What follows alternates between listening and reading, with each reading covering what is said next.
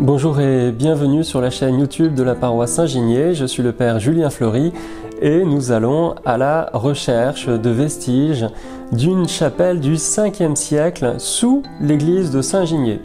Alors j'entends déjà les objections, vous allez me dire vraiment le Père Julien il dit n'importe quoi, il ne voit pas que son église est récente et qu'elle ne date que des années 1930. Éventuellement son clocher avec ses volutes baroques, je veux bien dire que c'est du XVIIe siècle, mais Saint-Ginier, de la même époque que Saint-Victor, la basilique de la rue Malaval ou le baptistère de la Major, jamais de la vie.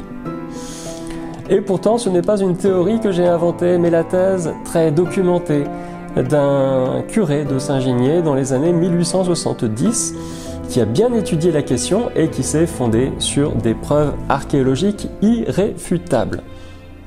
Le père d'Aspres, curé de Saint-Ginier entre 1870 et 1876, a écrit 2 documents au sujet de la construction de notre église. Et j'ai amené les documents avec moi. Dans le premier document intitulé « Notice historique, hagiographique et topographique, Saint-Ginier, paru en septembre 1874, il résume l'histoire de la paroisse en insistant sur la chapelle de Saint-Izarn, confiée en 1044 à l'abbé de Saint-Victor par l'évêque Pons. Alors, si le père insiste autant sur la chapelle d'Izarn, c'est parce qu'il a l'intention de la retrouver sous les constructions ultérieures en finançant une partie des constructions par la vente de ce petit livre, la notice historique. Dans le deuxième document, intitulé La chronique de Saint-Ginier, qu'il destine à son successeur, le père Ludovic Blanchely, en guise de présentation de la paroisse, le père d'Aspres résume au tout début de l'année 1876 l'histoire de la paroisse en insistant davantage sur une chapelle bien antérieure à celle d'Izarn, et il va livrer des éléments nouveaux au sujet de cette première chapelle. Vers le 5e siècle, probablement, écrit le père d'Aspres, une petite chapelle a été construite sur l'emplacement que nous occupons aujourd'hui.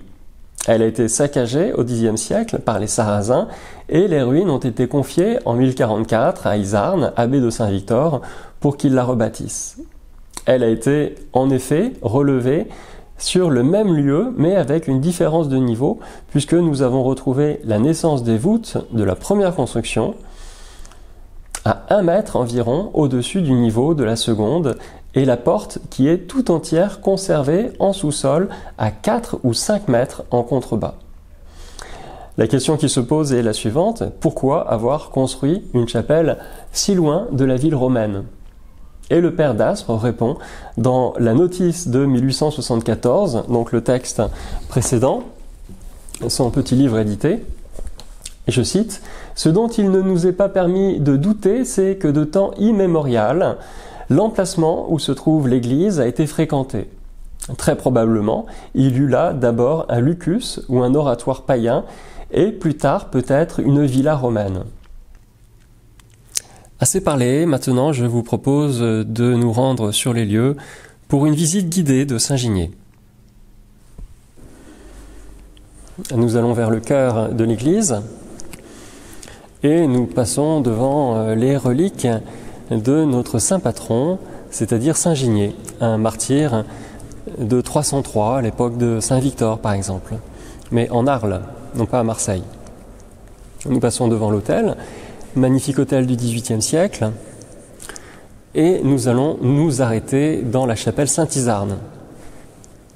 Voilà, c'est finalement ici que tout a commencé, puisque des ruines au XIe siècle d'une chapelle existante ont été confiées par l'évêque de l'époque, dénommé Pons, aux abbés de Saint-Victor en la personne du célèbre Saint-Izarn. C'était en 1044. Les abbés de Saint-Victor ont reconstruit ici la chapelle et en ont fait un prieuré. Il faut attendre les années 1870 pour avoir les premières études approfondies sur cette chapelle du XIe siècle. Le père d'Aspres, qui était alors curé de Saint-Ginier, a l'intention de reconstruire, de retrouver, sous les constructions ultérieures, la chapelle du XIe siècle. Et en essayant de retrouver ses fondations, il va identifier des éléments de la chapelle du Ve siècle. Et c'est dans la chronique de Saint-Ginier, un document de janvier ou février 1876, en s'adressant au père Ludovic Blanchely, son successeur, que le père d'Aspres va nous donner des éléments tout à fait nouveaux sur cette chapelle du Ve siècle, en parlant notamment d'un départ de voûte à 1 mètre du sol. Alors maintenant, nous allons à la découverte, à la redécouverte de cette chapelle du Ve siècle, et nous allons essayer de retrouver ce dont il parle, le père d'Aspres, dans sa chronique de Saint-Ginier, et qui est ce départ de voûte à 1 mètre du sol. Alors pour cela, je vous propose d'aller dans la cave de l'église, en passant par la sacristie, puisque la cave, ce sont les murs, les sols de cette chapelle de Saint-Isarne du XIe siècle. Et là, nous verrons effectivement un pilier comme un départ de voûte à 1 mètre du sol. Le sol de la cave, c'est le sol de cette chapelle. Chapelle de Saint-Isarne.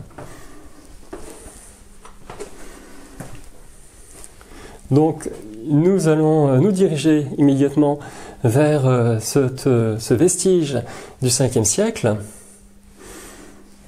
que d'Aspres avait noté dans sa chronique de Saint-Ginier, qu'il avait écrite en 1876. Et donc, derrière cette épaisse couche de mortier, il y a un départ de voûte. Et on retrouve cet élément de maçonnerie de l'autre côté du mur en placo, dans la chaufferie. Donc c'est un pilier qui a été tronqué à 1 mètre du sol, mais dans les années 1870, quand d'Aspres en parle, il voit encore une naissance de voûte. Alors, en conclusion, nous avons pu découvrir ce vestige du Ve siècle, ce départ de voûte, et dans de prochaines vidéos, je parlerai des fouilles archéologiques que le père d'Aspres a demandées avant de dresser la nouvelle façade. Comme en effet, il ne pouvait agrandir l'église qu'en direction de la place, à cause d'une maison importante au sud, et d'un dénivelé d'une dizaine de mètres à l'est, il a dû gagner 7 mètres sur la place. C'était la seule façon pour lui de gagner de l'espace.